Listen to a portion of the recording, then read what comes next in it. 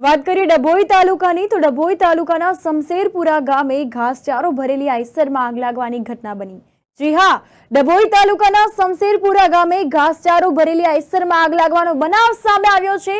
તો ઘાસચારાની તૈયાર કરેલી ગાંસડીઓ આઈસર ટેમ્પામાં ભરેલી હતી તેવું સ્પષ્ટપણે જોવા મળ્યું। તો નજીકમાંથી પસાર થતા વીજ વાયરના તણખાના કારણે ઘાસચારામાં આગ લાગતા ખેડૂત નિલેશ જસુભાઈ વસાવાને મોટા પાયે નુકસાન થયું હોવાનું સામે આવ્યું છે। અંદાજિત 50,000ની કિંમતનો ઘાસચારો તેમજ 5 થી 6 લાખ ઉપરાંતની કિંમતનો ટેમ્પો ભડભડ સળગી ઉઠ્યો છે અને ડભોઈ નગરપાલિકા ફાયર ફાઇટર ઘટના સ્થળે પહોંચી અને આગ પર કાબુ મેળવવાનો પ્રયાસ હાથ ધર્યો હતો।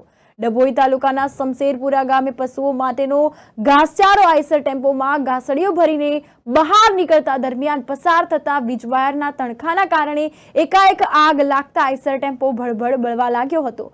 આગની ઘટનાની જાણ થતાં જ નગરપાલિકાને જાણ કરવામાં આવી તો ડભોઈ નગરપાલિકાની જાણ થતાં જ ફાયર ફાઇટર તાત્કાલિક ઘટના સ્થળે પહોંચી અને આગ પર કાબુ મેળવવાનો પ્રયાસ કરવામાં આવ્યો હતો। તો ખેડૂત નિલેશભાઈ જસુભાઈ વસાવાને આખરે ટેમ્પા સહિત 6 લાખ રૂપિયાનું નુકસાન થવા પામ્યું હોવાનું સામે આવ્યું છે।